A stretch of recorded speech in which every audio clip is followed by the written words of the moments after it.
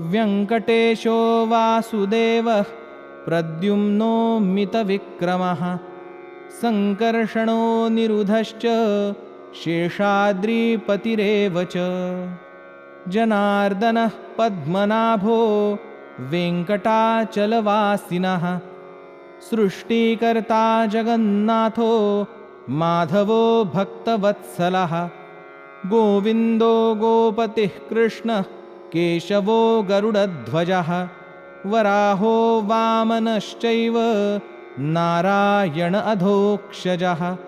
श्रीधरः पुण्डरीकाक्षः सर्वदेवस्तुतो हरिः नृसिंहो महासिंहः सूत्राकारः पुरातनः रमानाथो महाभर्ता मधुरः पुरुषोत्तमः चोलपुत्रप्रियः शान्ति